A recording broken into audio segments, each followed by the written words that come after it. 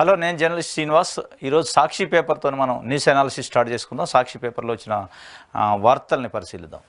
సాక్షి పేపర్లో ధాన్యమేది వేలం ఎట్లా, చాలా మిల్లుల్లో యాసంగి ధాన్యం లేదని క్షేత్రస్థాయి తనిఖీల్లో వెల్లడి. 2022-23 రబీ ధాన్యం వేలం వేయాలని తాజాగా సర్కారు నిర్ణయం. కానీ ఇప్పటికే మర ఆడించి బియ్యాన్ని అమ్మేసుకున్న మిల్లర్లు ఇంకా తమ మిల్లుల్లోనే ఉన్నట్లు సర్కారుకు లెక్కలు చూపిన తీరు. ఎక్కువ ధరకు అమ్మేసుకొని ప్రభుత్వానికి తక్కువ చెల్లించేలా ప్రయత్నం. ఇందుకోసం గత సర్కార్ హయాంలో ధాన్యం కొనుగోలుకు టెండర్లు వేసిన వైనం. గత టెండర్ల ప్రక్రియను రద్దు చేసిన కొత్త సర్కార్ మిల్లుల్లో తనిఖీలు, కేసులు నమోదు. రాష్ట్ర ప్రభుత్వం రైతుల నుంచి సేకరించి కస్టమ్ మిల్లింగ్ రైస్ సీఎంఆర్గా మార్చడం కోసం మిల్లులకు పంపిన లక్షల టన్నుల ధాన్యం మాయమైంది. రైస్ మిల్లుల నిర్వాహకులు చాలా వరకు ధాన్యాన్ని ఎప్పుడో మరాడించి బియ్యాన్ని అమ్మేసుకున్న సర్కారుకు మాత్రం తమ వద్ద ఉన్నట్లు లెక్కలు చూపుతూ వస్తున్నారు. దీంతో ధాన్యం నిల్వలు పేరుకుపోయాయని భావించిన సర్కార్ గ్లోబల్ టెండర్లను ఆహ్వానించి విక్రయించాలని నిర్ణయించింది. ప్రణాళిక విభాగం ముఖ్య కార్యదర్శి చైర్మన్గా మరో 4 సభ్యులతో కమిటీని కూడా నియమించింది. మిల్లుల్లో యాసంగి ధాన్యం ఎంత నిల్వ ఉందో తేల్చేందుకు అధికారులు తనిఖీలు చేపట్టగా మిల్లర్ల ఆగడాలు వెలుగులోకి వచ్చాయి. చాలా మిల్లులలో గత యాసంగి ధాన్యాన్ని చడీ చప్పుడు కాకుండా అమ్ముకున్నారని తేలడంతో నిర్వాహకులపై కేసులు నమోదు చేస్తున్నారు. ఎన్ని మిల్లుల్లో ఎంత యాసంగి ధాన్యం నిల్వ ఉందో లెక్క తేల్చే పనిలో పడ్డారు సర్కార్ అధికారులు. రాష్ట్ర సర్కార్పై భారం. 2022-23లో రాష్ట్ర సర్కార్ సేకరించిన 66.8 లక్షల మెట్రిక్ టన్నుల ధాన్యాన్ని మిల్లులకు పంపింది. మిల్లులు దాన్ని మరాడించి 45.0 లక్షల మెట్రిక్ టన్నుల బియ్యాన్ని కస్టమ్స్ మిల్లింగ్ రైసుగా ఎఫ్సీఐకి పంపాలి. అయితే యాసంగి ధాన్యాన్ని ముడి బియ్యంగా మిల్లింగ్ చేస్తే నూకలు ఎక్కువగా వస్తాయని సీఎంఆర్ కింద ఇవ్వాల్సిన బియ్యం తగ్గుతుందని మిల్లర్లు కొర్రి పెట్టారు. కేంద్రం సుమారు 16 మిలియన్ టన్నుల ధాన్యాన్ని ఉప్పుడు బియ్యంగా మిల్లింగ్ చేసేందుకు అనుమతి ఇవ్వడంతో ఆ మేరకు మరాడించి 10.27 ఎల్ఎంటీ బియ్యాన్ని ఎఫ్సీఐకి అప్పగించింది. ఇది పోగా సుమారు 50 లక్షల టన్నుల ధాన్యం మిల్లుల్లోనే ఉండాలి. ఇది మిల్లుల్లో ధాన్యానికి సంబంధించి కంటిన్యూషను పేజీ 5th పేజీలో చూద్దాం. దీనికి సంబంధించిన వార్త 5th. ధాన్యం ఏది వేలం ఎట్లా అనేది, అసలు ఎట్లా తనిఖీలు ఏంది, క్రిమినల్ ఏంది. ఇప్పుడు అధికారిక లెక్కల ప్రకారం 2022-23 యాసంగి ధాన్యం 50 లక్షల మెట్రిక్ టన్నులు మేర మిల్లుల్లో ఉండాలి. దానికి ముందు ఖరీఫ్ సంబంధించిన ధాన్యం 8 లక్షల టన్నులు, ఇటీవల సేకరించిన 2023-24 వానాకాలం ధాన్యం 45 లక్షల టన్నులు కూడా ఉండాలి. మొత్తంగా చూస్తే రాష్ట్రంలో 3,300 రైసు మిల్లుల్లో కలిపి 1 కోటి టన్నులకు పైగా ధాన్యం నిల్వ ఉండాలి. ఇది ఈ ధాన్యానికి సంబంధించి గ్లోబల్ టెండరింగ్కి ప్రభుత్వం దానికి సంబంధించిన ఏర్పాట్లు చేస్తుంది. రాష్ట్ర వ్యాప్తంగా 3,300 రైస్ మిల్లులు ఉంటే ఆ రైస్ మిల్లులకు సంబంధించి 2022-23లో దాదాపు 66 లక్షల టన్నులు 66.17 లక్షల టన్నుల ధాన్యాన్ని రైతుల నుంచి ప్రభుత్వం సేకరించింది, కొన్నది. ఆ కొన్న ధాన్యాన్ని మిల్లులకు అప్పచెప్పింది మిల్లింగ్ కోసం. ఎందుకంటే మనకి ఓన్లీ వరి ధాన్యాన్ని రైతుల నుంచి కొనే ఫెసిలిటీ ప్రభుత్వానికి ఉంది, కానీ ఆ మిల్లింగ్ ఫెసిలిటీ లేదు. మిల్లింగ్ వస్తువులు లేనందువల్ల మిల్లింగ్కి ప్రైవేటు మిల్లుల పైన ఆధారపడింది మన రాష్ట్ర ప్రభుత్వం. ఆ మిల్లింగ్ చేసి వచ్చిన రైస్ని ఎఫ్సీఐకి ఇవ్వాలి. ఎఫ్సీఐకి అప్పచెప్తే ఎఫ్సీఐ వాళ్ళు ఆ నిధులు మంజూరు చేస్తారు. ఆ నిధులను రైతులకి ఇవ్వాలి. ఇది పద్ధతి ధాన్యం సేకరణ, వరి ధాన్యం. అయితే 2022-23లో 66 లక్షల సుమారు టన్నులు రైతుల నుంచి సేకరించారు. దాంట్లో కేవలం దాదాపు 45 టన్నులు ఇంకా అట్లే ఉంది. కేవలం ఒక 10-15 టన్నుల మిల్లింగే జరిగింది. 16 టన్నులకు సంబంధించి మిల్లింగ్ జరిగింది. మిగతా మిల్లింగ్ జరగకుండా వడ్లు వాళ్ళ దగ్గర ఉన్నట్టు లెక్కలలో ఉన్నాయి. వాళ్ళు ఇంకా రిటర్న్ ఇయ్యలే. సీఎంఆర్ అంటే మిల్లు చేసి మనకి ఏదైతే ప్రభుత్వానికి రిటర్న్ ఇవ్వాలా రైసు, వీళ్ళు రా ప్యాడీని ఇస్తే దాన్ని రైసు చేసినందుకు కొంత ఛార్జ్ తీసుకుంటారు. ఆ ఛార్జ్ ప్రభుత్వం చెల్లిస్తుంది, వాళ్ళు తిరిగి ఇవ్వాలి. ప్రతి కింటాకి 75 కేజీల రైస్ ఇవ్వాలి. అట్లా 66 లక్షల టన్నులకి 50 లక్షల పెండింగ్ ఉంది ఒక దగ్గర ఒక సీజన్లో, ఇంకొక 8 లక్షల టన్నులు ఇంకో సీజన్లో ఉంది. ఇప్పుడు 2023-24కి సంబంధించి దాదాపు 45 లక్షల టన్నులు సేకరించి ఆల్రెడీ మిల్లుకి హ్యాండ్ ఓవర్ చేశారు. మొత్తం 1 కోటి లక్షల టన్నులు వరి ధాన్యం మిల్లుల దగ్గర ఉండాలి ప్రభుత్వ లెక్కల ప్రకారం. ప్రభుత్వ రికార్డులో 1 కోటి లక్షల టన్నులు వాళ్ళ దగ్గర ధాన్యం ఉన్నట్టు, అక్కడ నుంచి 75 లక్షల టన్నులు రైస్ రావాల్సినట్టు లెక్కలు చూపిస్తాను. ప్రభుత్వం కొత్తగా వచ్చిన ప్రభుత్వం సరే 75 లక్షల టన్నులు రైస్ పెండింగ్ ఉన్నాయి, దాన్ని గ్లోబల్ టెండరింగ్ చేసి ఆ నిధులు సేకరిద్దామని ప్రయత్నం చేస్తే అక్కడ అసలు లేవు. ధాన్యమే లేదు టెండర్లని హెడ్డింగ్తోని ధాన్యం ఏది వేలం ఎట్లా అని మొత్తం అమ్మేసుకున్నారు. ఈ ప్రైవేట్ మిల్లుల వాళ్ళు ప్రభుత్వానికి ఇవ్వాల్సిన సీఎంఆర్ ఇవ్వకుండా మొత్తం సుప్తాగా అమ్మేశారు. దీనిపైన ఉండాల్సిన డిఎస్ఓలు కానీ, రెవెన్యూ అథారిటీస్ కానీ, సివిల్ సప్లైస్ ఆఫీసర్స్ కానీ మొత్తం నిద్రపోయారు. మొత్తం మేమ్యాలు తీసుకోవటం ఏమి పట్టనట్టున్నారు. ఇది కొన్ని సంవత్సరాల నుంచి, దాదాపు 5-6 సంవత్సరాల నుంచి పెద్ద తతంగం నడుస్తుంది. అధికార పార్టీకి సంబంధించిన ఎమ్మెల్యేలకి, ఎంపీలకి మిల్లులు, రైస్ మిల్లులు ఉన్నాయి. రాజకీయ పార్టీల అండదండలతో కొన్ని మిల్లులు నడుస్తున్నాయి. వాళ్ళందరూ ఇది పెద్ద దందాగా చేస్తున్నారు. ఈ దందా చేసుకుంటూ 1,00,00,000 టన్నులు రికార్డులో ఉన్నాయి, కానీ అక్కడ ఇత్తు బియ్యం లేదు మిల్లులలో. అసలు ప్రభుత్వ అధికారులు ఏ విధంగా నిద్రపోతారు? 1,00,00,000 టన్నులు నిల్వ చేసే గోడౌన్స్ ఎక్కడున్నాయి మిల్లులకి? నిజంగా ఉంటాయా? వాళ్ళు అమ్మేశారా? చూసుకోవాలి కదా. ఏకంగా తమిళనాడు ప్రభుత్వానికి అమ్మేశారు. ఈ మన దగ్గర తీసుకున్న రైతుల దగ్గర బియ్యాన్ని ప్రభుత్వానికి ఇవ్వకుండా వేరే ప్రభుత్వాలకు అమ్మేశారు. అంటే ఎంత ధైర్యం ఉండాలి మిల్లు యజమానులకి? అంటే లిటరలీ అది ప్రజల సొమ్ము అన్నమాట. 1,00,000 టన్నులకు సంబంధించిన ప్యాడీ, వరి ధాన్యం ప్రజలకు సంబంధించింది. ప్రజల సొమ్ముతోని రైతుల దగ్గర సేకరించి ప్రభుత్వం వాళ్ళకి ఇస్తే వాళ్ళు పట్టి మళ్ళీ ఇవ్వాలి. మరజేసి ఇవ్వకుండా వాళ్ళు మరజేసి అమ్మేసుకున్నారు. అంటే 1,00,000 టన్నులకు సంబంధించి, అంటే 75 లక్షల టన్నుల రైస్ ఏదైతే ఉందో అవి ప్రైవేటు మిల్లుల దగ్గర మొత్తం స్వాహా చేశారు. ఇప్పుడు తీరా చూస్తే అక్కడ గ్లోబల్ టెండరింగ్ కాదు, మామూలు టెండరింగ్ వేయడానికి కూడా రైస్ లేవు. కాబట్టి మరి ఈ 3,300 మిల్లులు, అంటే దీంట్లో ఎక్కువ శాతం మిల్లులు రాజకీయ నాయకులు అండదండలతోని వాళ్ళ పేర్లతో ఉన్న మిల్లులే ఉన్నాయి. వీళ్ళపైన తప్పనిసరిగా క్రిమినల్ చర్యలు తీసుకోవాలి. ఎందుకంటే గత 3-4 సంవత్సరాలుగా అనేక రకాలుగా టీవీలో, మీడియాలో వచ్చింది, పేపర్లో వచ్చింది, కంప్లైంట్లు వచ్చినాయి. సీఎంఆర్లో పెద్ద గోల్మాల్ జరుగుతుంది, వేల కోట్ల రూపాయలు అవినీతి జరుగుతుంది, ప్రైవేట్ మిల్లుల యాజమాన్యాలు ప్రభుత్వానికి డోకరా చేస్తున్నాయని చెప్తే ఎవడు పట్టించుకోవాలి ఆఫీసర్లు. ఇప్పటికైనా సంబంధిత అధికారులపైన తప్పనిసరిగా చర్యలు తీసుకోవాలి, సస్పెండ్ చేయాలి. వాళ్ళ యొక్క నిరాసక్తత, వాళ్ళ యొక్క నిర్లక్ష్యం వల్లనే జరిగింది. వాళ్ళు ఎప్పటికప్పుడు తనిఖీలు చేసుకొని ఉంటే బాగుండేది. మన ధాన్యం తీసిపోయి వాళ్ళకి ఇచ్చి మిల్లులల్లో ఆడ ఉన్నాయా లేవో చూసుకోకుండా అధికారులు ఇంత నిర్లక్ష్య వైఖరి ఉంటే ప్రభుత్వానికి సంబంధించిన సొమ్ము కస్టోడియన్స్ ఆఫీసర్లు. మీ యొక్క నిర్లక్ష్యం వలన ఇవాళ 75 లక్షల టన్నుల బియ్యం మీకు తెలియకుండా ఎట్లా పోతాయి బయటికి? ఆఫీసర్లకు తెలియకుండా, ఆఫీసర్ల అజమాయిషి లేకుండా, తనిఖీ లేకుండా ఎట్లా పోతాయి? మీ ఈ అధికారుల నోటీసులో తప్పనిసరిగా ఉంది. సీఎంఆర్ పైన అనేక సార్లు పేపర్లో పెద్ద ఎత్తున వార్తలు వచ్చినాయి. మీరు పట్టించుకోనుండి కనీసం ఇన్స్పెక్షన్ చేసి ఉంటే ఈరోజు ఈ పరిస్థితి వచ్చి ఉండేది కదా. కాబట్టి ఇది కొన్ని 100 కోట్ల రూపాయలకు సంబంధించిన ప్రభుత్వ సొమ్ము దుర్వినియోగం అయింది. దీనిపై తప్పనిసరిగా చర్యలు తీసుకోవాలి. సంబంధిత మిల్లులను సీజ్ చేయాలి, క్రిమినల్ కేసులు పెట్టాలి. మిల్లు యాజమాన్యాలపైన అట్ ద సేమ్ టైం ఆఫీసర్లపైన కూడా, దానికి బాధ్యులైన ఆఫీసర్లపైన కూడా చర్యలు తీసుకోవాలి. తీసుకుంటే తప్ప ఇట్లాంటి దానికి మళ్ళీ భవిష్యత్తులో రాకుండా ఉండే అవకాశం ఉండదు. ఇంకోటి, సాక్షిలో కులగణనకు చట్టబద్ధత, రాష్ట్ర ప్రభుత్వం కీలక నిర్ణయం. వచ్చే అసెంబ్లీ బడ్జెట్ సమావేశాలను బిల్లు మంత్రి పొన్నంకు ముసాయిదా తయారీ బాధ్యత. బడ్జెట్ సమావేశాల తర్వాత కులగణన ప్రక్రియ ప్రారంభం. త్వరలో బీహారు, కర్ణాటకకు అధ్యయన బృందాలు. రాష్ట్రంలో నిర్ణయించ తలపెట్టిన కులగణన విషయంలో రాష్ట్ర ప్రభుత్వం కీలక నిర్ణయం తీసుకుంది. కులగణనకు చట్టబద్ధత కల్పించనుంది. ఫిబ్రవరి 9 నుంచి ప్రారంభం కానున్న శాసనసభ బడ్జెట్ సమావేశాల్లోనే బిల్లును తీసుకురావాలని నిర్ణయించింది. బడ్జెట్ సమావేశాలపై ప్రభుత్వం సూత్రప్రాయంగా నిర్ణయం తీసుకుంది. ఈలోగా కులగణన ముసాయిదా బిల్లును సిద్ధం చేసే బాధ్యతను రాష్ట్ర బీసీ సంక్షేమ మంత్రి పొన్నం ప్రభాకర్కు అప్పగించింది. ఎస్సీ, ఎస్టీ, బీసీ సంక్షేమ శాఖలపై శనివారం ముఖ్యమంత్రి రేవంత్ రెడ్డి నిర్వహించిన సమీక్షలో ఈ మేరకు ఆదేశాలు జారీ చేశారు. 700కు పైగా కులాలు, ఉపకులాలు. కులగణన సర్వే కోసం ఇతర రాష్ట్రాల తరహాలో ప్రత్యేక మొబైల్ యాప్కు రాష్ట్ర ప్రభుత్వం రూపకల్పన చేసే అవకాశం ఉంది. రాష్ట్రంలో అన్ని కులాల జాబితాని యాప్లో పొందుపరచనున్నారు. ఇందుకోసం ఎస్సీ, ఎస్టీ, బీసీ మైనార్టీల్లోని ఉపకులాల వివరాలను సైతం సేకరించనున్నారు. పొరుగు రాష్ట్రంలో ఏపీలో దాదాపుగా 723 కులాలు, ఉపకులాల పేర్లను యాప్లో చేర్చి సర్వే నిర్వహిస్తుండగా తెలంగాణలో సైతం అటు ఇటుగా దాదాపు ఇదే సంఖ్యలో కులాలు, ఉపకులాలు ఉండే అవకాశం ఉంది. కులం చెప్పడానికి ఇష్టపడని కులాన్ని వదులుకున్న వ్యక్తుల కోసం నో క్యాస్ట్ అనే ఆప్షన్ సైతం ఇచ్చే అవకాశం ఉంది. కులగణన ప్రక్రియకు రాష్ట్ర బీసీ సంక్షేమ శాఖ నోడల్ ఏజెన్సీగా వ్యవహరించింది. సర్వేలో కులంతో పాటు వ్యక్తుల విద్యార్హతలు, వృత్తులతో పాటు ఆధార్ కార్డు, కుల ధృవీకరణ పత్రం సైతం అడిగే అవకాశం ఉంది.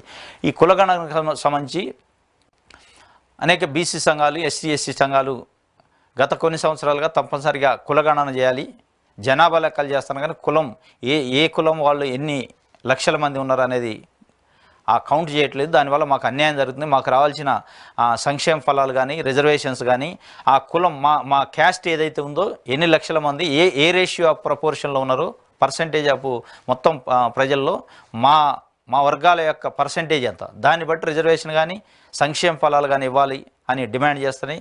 దానికి కేంద్రంలో ఉన్న జాతీయ నాయకత్వం, కాంగ్రెస్ జాతీయ నాయకత్వం రాహుల్ గాంధీ ఆధ్వర్యంలో కులగణన చేపడతాం, తప్పనిసరిగా చట్టబద్ధత తీసుకొస్తాం అని హామీ ఇచ్చారు. దాంట్లో భాగంగా కాంగ్రెస్ పార్టీ అధికారంలో ఉన్న కొన్ని రాష్ట్రాల్లో ఆల్రెడీ చేశారు. మన పక్క రాష్ట్రం ఏపీలో చేశారు, బీహార్లో కూడా చేశారు, కర్ణాటకలో చేశారు. మనకి ఇక్కడ కాంగ్రెస్ పార్టీ ప్రభుత్వం కొత్తగా వచ్చింది కాబట్టి కులగణన చేయాలనే ఒక యోచనలో ప్రభుత్వం ఉన్నట్టు దానిపైన కసరత్తు చేస్తుంది. ఫిబ్రవరి 9 నుంచి ప్రారంభమయ్యే అసెంబ్లీ సమావేశాల్లో బిల్లు పెట్టాలని కూడా చూస్తున్నారు. దీనికి ఒక చట్టం తెచ్చి చట్టబద్ధత కల్పించి ప్రతి 5 సంవత్సరాలకే ఇట్లా కులగణన చేపట్టడం 10 సంవత్సరాలుగా చేయాలి. దాంట్లో దాదాపు 700కు పైగా ఉపకులాలు కూడా ఉన్నాయట, కులాలు ఉపకులాలు. వాటిని గుర్తించి ఒక యాప్ క్రియేట్ చేసి యాప్లో ఏ కులము ఏ సబ్ కులం ఉన్నాయి, దాన్ని ఏ కేటగిరీ కింద ట్రీట్ చేస్తున్నారు మన రాష్ట్రంలో అనే విషయాలు మొత్తం చేసి కులగణన చేయడానికి రాష్ట్ర ప్రభుత్వం ముందుకు పోతున్న పరిస్థితి. దీనికి సంబంధించి ప్రధానంగా బీసీ సంక్షేమ శాఖ మంత్రి పొన్నం ప్రభాకర్, దానికి బీసీ సంక్షేమ శాఖ నోడల్ ఏజెన్సీగా ఉండే అవకాశం ఉంది. కులగణన చేయటం కోసం వారు దానిపైన కసరత్తు చేస్తున్నట్లు ప్రధానంగా ఒక వార్త సాక్షి పేపర్లో వేశారు. నెక్స్ట్ మనం వెలుగు చూద్దాం. వెలుగు తెలంగాణ ఎడిషన్ వెలుగు పేపర్లో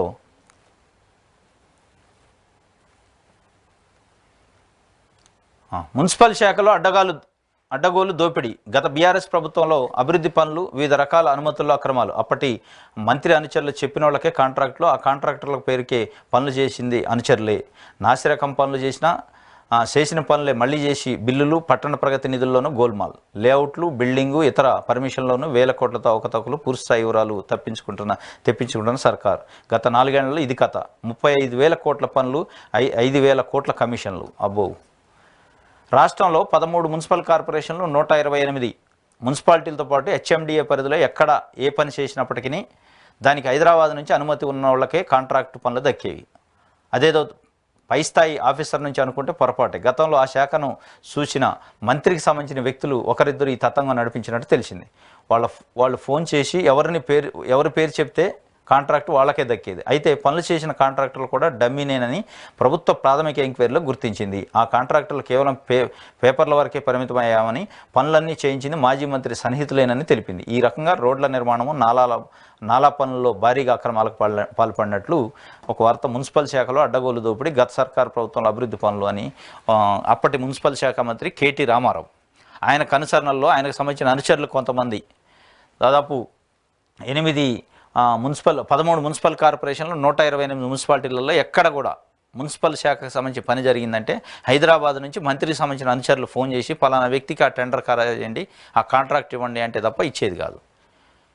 ఆ కాంట్రాక్టర్ లైసెన్స్ ఉన్న కాంట్రాక్టరు పేరుకే కానీ చేసుకునేది ఈ మంత్రికి సంబంధించిన అనుచరులే. దాదాపు 35,000 కోట్ల రూపాయల పనులు జరిగితే దాంట్లో 5,000 కోట్ల కమిషన్లకే పోయింది రాజకీయ నాయకులకి అనే విధంగా ఒక వార్తని. దీనిపైన పూర్తిగా ఫోకస్ పెట్టిందట ఇప్పుడు ఉన్న ప్రభుత్వం. ఫోకస్ పెట్టి మొత్తం దానికి సంబంధించిన ఫైల్స్ తెప్పించుకుంటుంది, దానిపైన విచారణ చేయాలనే ఆలోచనలో ఉన్నట్లు.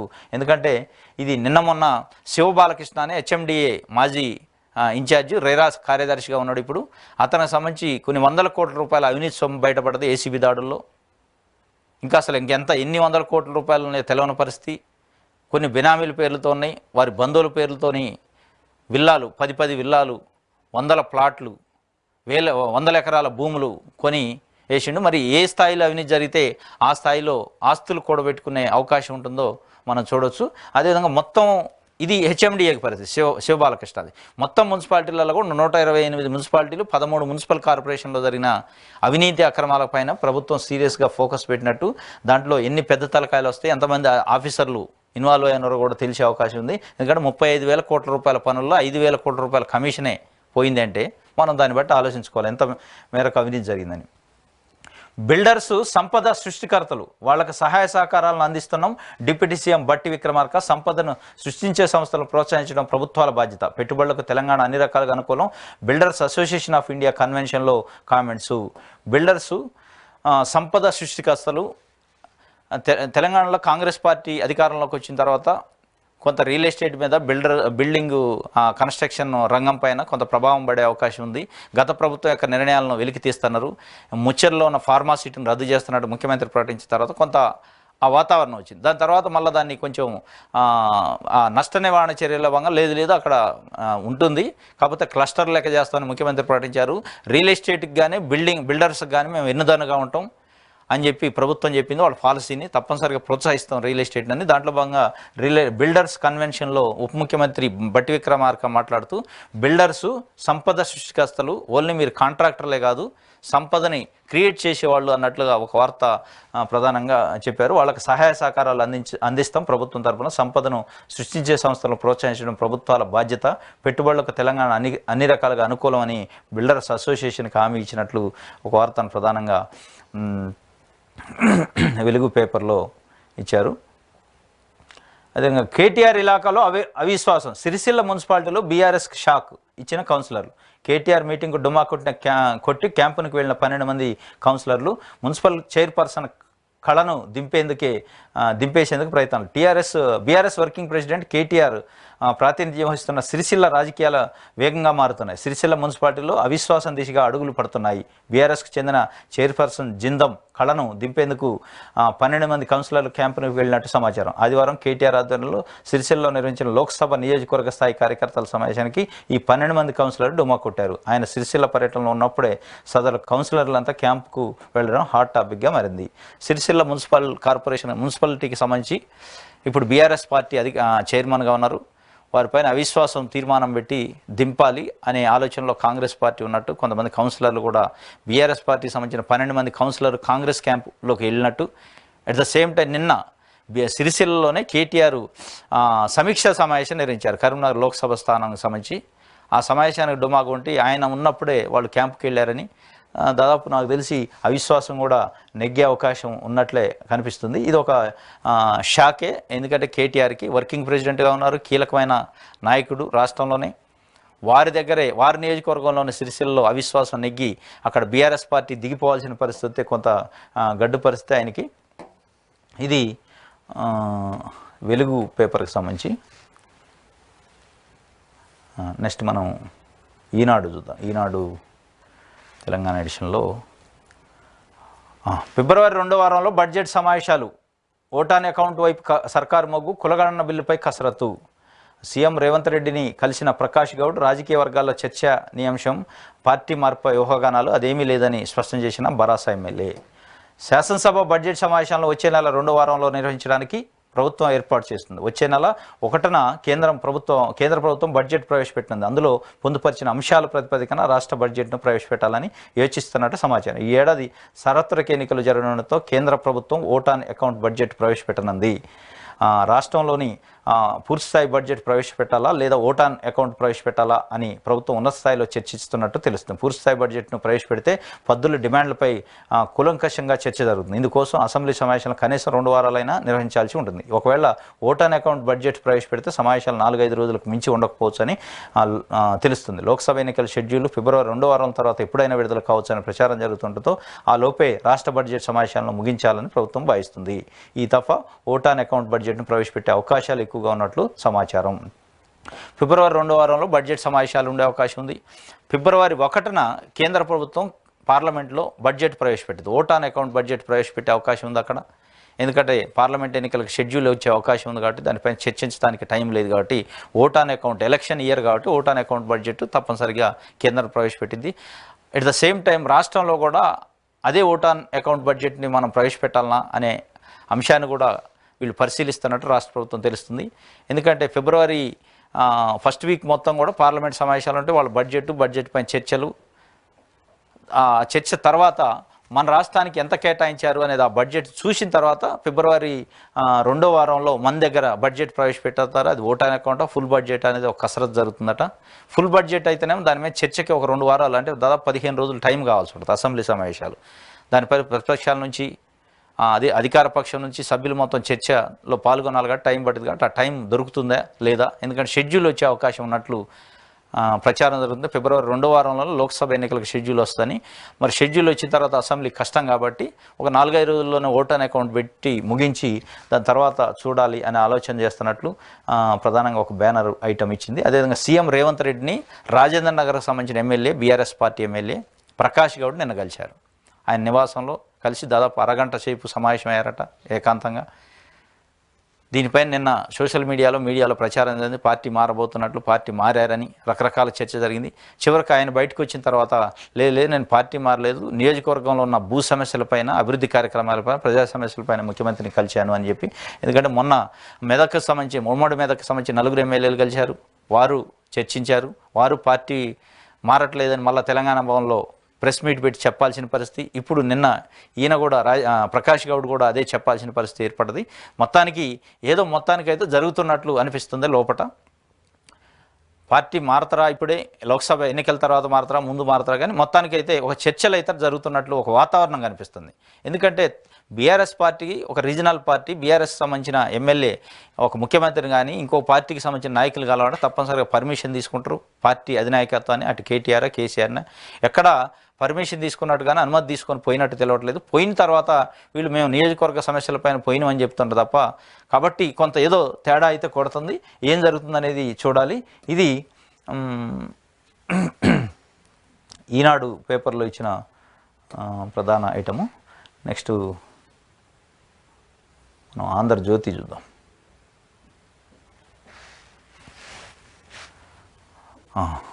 ఆంధ్రజ్యోతిలో గ్రామానికో రెవెన్యూ ఉద్యోగి మళ్ళీ విఆర్ఏలు బీఆర్ఎస్ హయాంలో రద్దు, ఇతర శాఖల్లోకి సర్దుబాటు. గతంలో ప్రభుత్వం ప్రజల మధ్య వారధులుగా సేవలు, 100 ఏళ్లు భూములను కాపాడిన రెవెన్యూ ఉద్యోగులు పునరుద్ధరిస్తామని ఇప్పటికే స్పష్టం చేసిన ప్రభుత్వం పెద్ద తప్పులు బయటకు పడతాయనే రెవెన్యూ విచ్ఛిన్నం. పెద్దల తప్పులు బయటపడతాయని రెవెన్యూ శాఖను విచ్ఛిన్నం చేశారు. సంస్కరణల పేరుతో తెచ్చిన ధరణి ఓ తప్పుల తడక. పోర్టల్లోని లొసుకులతో సర్కారు భూములు మాయం. బీఆర్ఎస్ తొత్తుకు కట్టబెట్టిన వాటిని పేదలకు ఇస్తాం. ప్రతి ఉద్యోగికి 5వ తేదీలోపే జీతం పడేలా చర్యలు. రెవెన్యూ మంత్రి పొంగులేటి శ్రీనివాసరెడ్డి వ్యాఖ్యలు. డిప్యూటీ కలెక్టర్లు, తహసీల్దార్ల సంఘం డైరీ క్యాలెండర్ను ఆవిష్కరించిన మంత్రి అన్నట్టు రెవెన్యూ మంత్రి మాట్లాడింది. గ్రామానికి రెవెన్యూ ఉద్యోగి గతంలో ఉండే వీఆర్ఓ వ్యవస్థని మళ్ళా పునరుద్ధరిస్తాం. గత ప్రభుత్వంలోని పెద్దల యొక్క తప్పులు తడకలు బయటపడతాయనే ఉద్దేశంతోనే రెవెన్యూ వ్యవస్థను మొత్తం విచ్ఛిన్నం చేశారు. 100 సంవత్సరాల నుంచి ప్రభుత్వ భూములు కాపాడని చరిత్ర రెవెన్యూ ఉద్యోగులది. వాళ్ళని ప్రశంసిస్తూ అట చెప్పారు. కాబట్టి వాళ్ళ యొక్క డిప్యూటీ కలెక్టర్లు, తహసీల్దార్ల డైరీ క్యాలెండరు ఓపెనింగ్ కార్యక్రమంలో రెవెన్యూ మంత్రి మాట్లాడుతూ చెప్పారు. తప్పనిసరిగా పునరుద్ధరిస్తామని రెవెన్యూ వ్యవస్థను మళ్ళా పాత పద్ధతిలో. రాష్ట్రంలో మళ్ళీ వీఆర్ఓ వ్యవస్థ రానుందా? గతంలో ప్రకటించిన మేరకు కాంగ్రెస్ ప్రభుత్వం ఈ మేరకు చర్యలు చేపట్టిందా? బీఆర్ఎస్ సర్కార్ హయాంలో తొలగించిన వ్యవస్థను పునరుద్ధరించనుందా? గ్రామ స్థాయిలో రెవెన్యూ శాఖను పరిశీలన చేసేందుకు నడుం బిగించిందా? రెవెన్యూ శాఖ మంత్రి పొంగులేటి శ్రీనివాసరెడ్డి వ్యాఖ్యలు బట్టి చూస్తే ఈ ప్రశ్నలన్నింటికీ అవుననే సమాధానం వస్తుంది. ఆదివారం హైదరాబాద్లో డిప్యూటీ కలెక్టర్లు, తహసీల్దార్ల సంఘం డైరీ క్యాలెండర్ ఆవిష్కరణ సందర్భంగా ఆయన మాట్లాడుతూ ప్రతి గ్రామాల్లో రెవెన్యూ వ్యవస్థకు సంబంధించిన ఒక వ్యక్తి ఉండేలా చూడటమే లక్ష్యంగా పేర్కొన్నారు. ఇది ఒక ప్రధాన వార్తగా ఇచ్చారు. అక్రమబద్ధీకరణపై కొరడా. జీవో 59 భూముల క్రమబద్ధీకరణపై ఫైళ్ల రీవెరిఫికేషన్. అక్రమాలు నిగ్గు తేల్చేందుకు ప్రభుత్వం కీలక నిర్ణయం. రిజిస్ట్రేషన్లు పూర్తయిన స్థలాలకు మళ్లీ పరిశీలన. వీటిలో నిర్మాణాలకు అనుమతులు ఇవ్వొద్దనే ఆదేశం. ఫీజులు చెల్లించిన వాటికి కన్వీనియన్స్ డీడ్లు నిలిపివేత. సుమారు 1000 ఫైళ్లు రిజిస్ట్రేషన్లకు బ్రేక్. సీఎం రేవంత్ ఆదేశాలతో రంగంలో దిగిన రెవెన్యూ శాఖ నిర్మాణాలు లేకుండా ఉన్నట్టు చూపడమే ప్రధాన అక్రమం. శాటిలైట్ మ్యాపుల సాయంతో పరిశీలించి చర్యలు. ఇది జీవో నెంబర్ 59లో క్రమబద్ధీకరణలో జీవో నెంబర్ 59 అనేది పేదలకు సంబంధించిన 100, 150 గజాలు, 60 గజాలు, 70 గజాల్లో ఎక్కడన్నా అసైన్మెంట్ భూములు, ప్రభుత్వ భూములు ఖాళీగా ఉంటే దాంట్లో గుడిసెలు వేసుకొని, చిన్న ఇల్లు కట్టుకొని, రేకుల షెడ్లు వేసుకొని నివసిస్తుంటే వాళ్ళకి రెగ్యులరైజ్ చేయడానికి సంబంధించిన జీవో ఇది 59. ఈ జీవోని అడ్డం పెట్టుకొని అసలు పేదలు ఓకే వాళ్ళు అనుమతి పొందితే తప్పులేదు, వాళ్ళకి అనుమతి ఇస్తే కూడా తప్పులేదు. కానీ దీన్ని అడ్డం పెట్టుకొని అసలు అక్కడ గుడిసెలు లేవు, ఇళ్ళు లేవు, ఏది లేదు, ఇంటి నెంబర్ లేదు, ఏది లేకుండా కూడా కొన్ని ఎకరాలకు సంబంధించి అసైన్మెంట్ ల్యాండ్లు, ప్రభుత్వ భూముల్ని అధికార పార్టీకి సంబంధించిన నాయకులు కబ్జా చేశారు. ఈ జీవోని అడ్డం పెట్టుకొని 200, 150 గజాలని వాళ్ళ యొక్క బినామీలకి, వాళ్ళ అనుచరులకి రిజిస్ట్రేషన్లో ప్రొసీడింగ్స్ ఇచ్చేశారు. 59 కింద 59 కింద ఇవ్వాలంటే జీవో 59 కింద రెగ్యులరైజ్ చేయాలంటే కంపల్సరీగా గతం నుంచే ఇల్లు ఉండాలి, ఆ ఇంటికి సంబంధించి ఇంటి నెంబర్ ఉండాలి, కరెంటు మీటర్ ఉండాలి, ఇట్లాంటివి ఉండాలి, అక్కడ నివసిస్తూ ఉండాలి ఆ కుటుంబం. కానీ ఎట్లాంటి ఆవాసాలు లేవు, ఎట్లాంటి నివాసాలు లేవు, లేకుండా కూడా 59 జీవోని అడ్డం పెట్టుకొని బీఆర్ఎస్ పార్టీకి సంబంధించి గత ప్రభుత్వంలో పెద్దల యొక్క అనుచరులు వాళ్ళ యొక్క అధికార పలుకుబడితోని కొన్ని ఎకరాల భూముల్ని, కాస్ట్లీ భూములు, ఎకరం 50 కోట్లు, 30 కోట్లు, 40 కోట్లు చేసే భూములు కూడా కాజేశారు. దానిపైన ప్రభుత్వం ఫోకస్ పెట్టిందట. దానికి సంబంధించిన ఇచ్చిన అనుమతులన్నీ నిలిపివేయమని, దానికి నిర్మాణాలకు అనుమతులు ఇవ్వద్దని, దానిపైన జరగబోయే ట్రాన్సాక్షన్స్ మళ్ళీ సేల్ డీడ్ కానీ అవన్నీ ఆపమని, కన్వీనియన్స్ డీడ్లు కూడా ఆపమని ప్రభుత్వం ఆదేశాలు ఇచ్చినట్టు దాని ఆ ఫైళ్ళని రీవెరిఫికేషన్ చేయాలి, అవసరమైతే క్యాన్సిల్ కూడా చేయాలని చూస్తున్నట్టు. కానీ దీంట్లో ఇంకొక ప్రధానంగా నష్టం జరిగేది పేద ప్రజలకు నష్టం జరిగింది. మళ్ళీ దాన్ని ప్రభుత్వం ఆలోచించాలి. జెన్యూన్గా 59 జీవో కింద ఎలిజిబిలిటీ ఉండి ప్రొసీడింగ్ తీసుకున్న వాళ్ళు కూడా ఇప్పుడు అధికారులు వేధిస్తారు. ప్రభుత్వం చెప్పింది మిమ్మల్ని ఆపమన్నారు, మీది క్యాన్సిల్ చేస్తాను అని క్షేత్రస్థాయిలో అధికారులు పోయి బెదిరించి వాళ్ళ దగ్గర వసూలు చేసే అవకాశాలు ఉన్నాయి.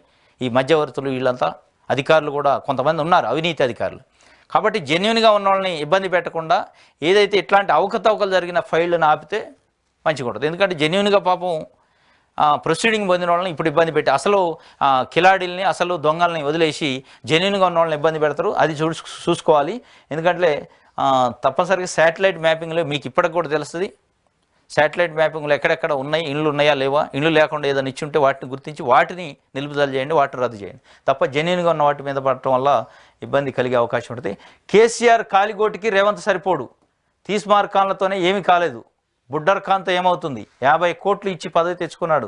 విపక్షంలోనే కేసీఆర్ డేంజర్. బీజేపీని ఆపే సత్తా కాంగ్రెస్కి లేదు. సిరిసిల్లను వదిలి వెళ్ళను, వదంతులను నమ్మవద్దు. కేసీఆర్ని తొక్కుతాం, బొందబెడతాం, గులాబీ జెండాను కనబడకుండా చేస్తామంటూ మాట్లాడిన పెద్ద పెద్ద తీస్మార్కాన్లతోనే ఏమీ కాలేదు. రేవంత్ రెడ్డి లాంటి బుడ్డర్ ఖాన్లతో ఏమవుతుంది? పిచ్చి మాటలు పరగల్పాలు పలుకుతున్నాడు. ఆయన గురువు కూడా గతంలో ఇలాగే మాట్లాడాడు. బీఆర్ఎస్ను 100 మీటర్లు తొక్కివేయాలని 3 ఫీట్లు లేని రేవంత్ రెడ్డి మాట్లాడుతున్నాడు.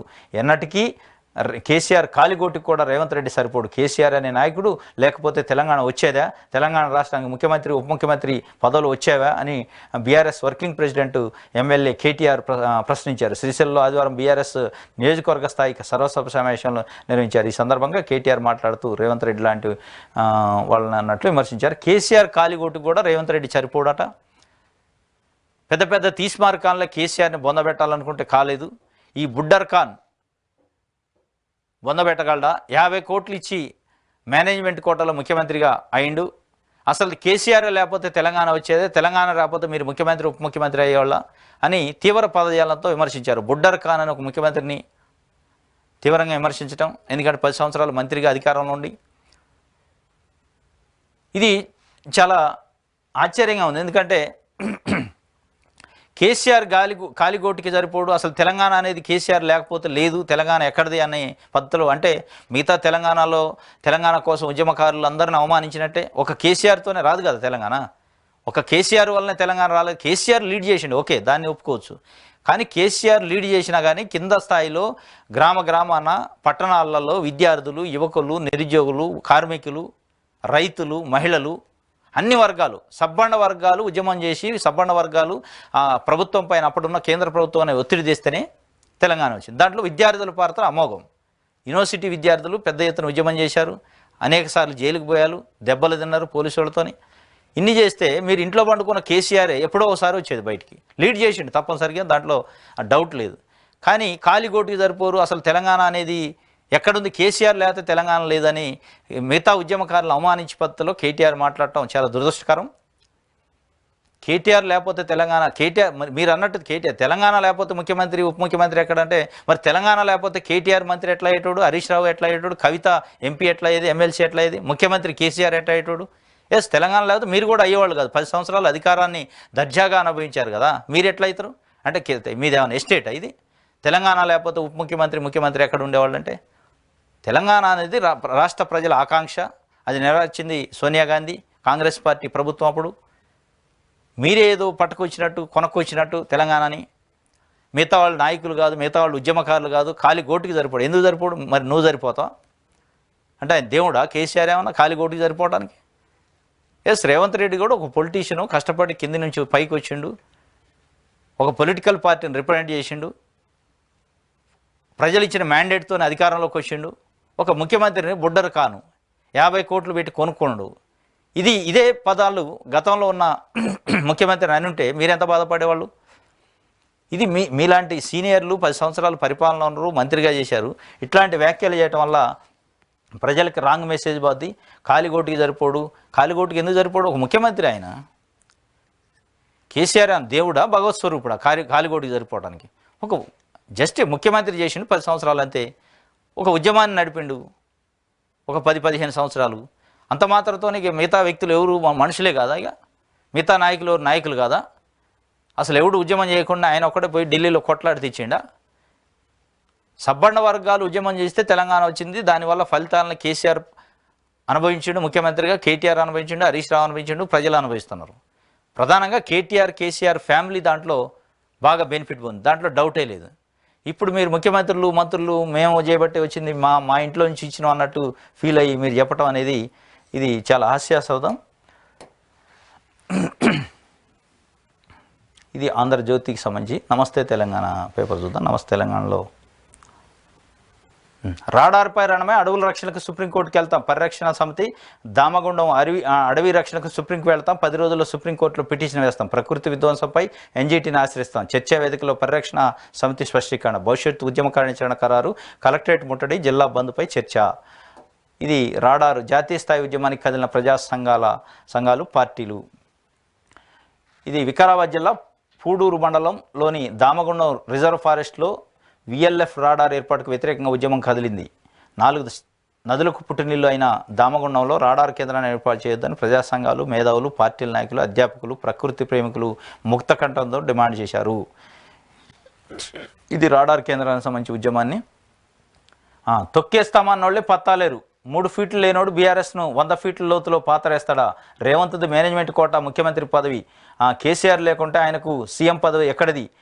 420 హామీలు ఇచ్చి అధికారంలో కాంగ్రెస్ మార్పు కోసం కోరుకున్నోళ్ళు నేడు నెత్తికొట్టుకుంటున్నారు. ప్రాజెక్టులో అవినీతి జరిగితే విచారణ జరపండి, రైతు భరోసా ఇవ్వకుంటే చీల్చి చెండాడతాం. కేటీఆర్ సిరిసిల్ల కార్యకర్తల సమావేశం. కేసీఆర్ను తొక్కుతాం, బీఆర్ఎస్ను బొందబెడతాం, గులాబీ జెండా కనపడకుండా చేస్తాం. రేవంత్ రెడ్డి చాలా మాట్లాడుతున్నాడు. ఒకటే చెప్తున్నా రేవంత్, గతంలో నీ గురువు పెద్ద తీస్మార్కాలను పిచ్చి మాటలు ప్రగల్భాలు మాట్లాడినారు. వాళ్ళంతా పత్తా లేకుండా పోయినరు. నీతోనేమవుతుంది అన్నట్లు తొక్కేస్తా అన్నోళ్ళు పత్తాలేరు. 3 ఫీట్లు లేనోడు బీఆర్ఎస్ 100 ఫీట్ల లోతే ఎట్లా పాతి పెడతాడు అన్నాడు. మనిషి 3 ఫీట్లు ఉండడా, 5 ఫీట్లు ఉండడా, లావుగా ఉండడా, బక్క ఉండా కాదు సమస్య అని కేసీఆర్ పదే చెప్పిండు. ఈ బక్కపాల్సినోడు ఏం చేస్తాడు? పెద్ద దొడ్డున్నోళ్ళు, పొడుగున్నోళ్ళు వచ్చి ఈ బక్కపాల్సినోడితో ఏమైంది అన్నారు. నేను తెలంగాణ తెచ్చినని గొప్పగా చెప్పుకునేది. మరి 3 ఫీట్లు ఉన్నోడు కూడా సమస్య కాదు. పరిపాలన చేయటం 3 ఫీట్లు ఉంటే ఒక రకంగా, 5 ఫీట్లు ఉంటే ఒక రకంగా ఉండదు కదా. రాజకీయాలు చేయడానికి 3 ఫీట్లు 5 ఫీట్లతో సంబంధం లేదు. అట్లనే మీ నాయన బక్కపాల్సగుండి ముఖ్యమంత్రి 10 ఏళ్ళు ఎట్ట చేసిండు, ఆయన కూడా 3 ఫీట్లు ఉండి ఇచ్చేస్తాడు. తప్పేముంది అందులో? అట్లా వ్యక్తిగతంగా 3 ఫీట్లు ఉండు, బుడ్డర కాను 50 కోట్లు పెట్టి తెచ్చుకుండు, 30 కోట్లు పెట్టి తెచ్చుకుండు, ఇవి కాదు. మీరు ప్రజల పక్షాన పోరాడండి. నిజంగానే ప్రజలకు ఇచ్చిన హామీలు కాంగ్రెస్ పార్టీ నెరవేర్చకపోతే ప్రజల పక్షాన పోరాడండి.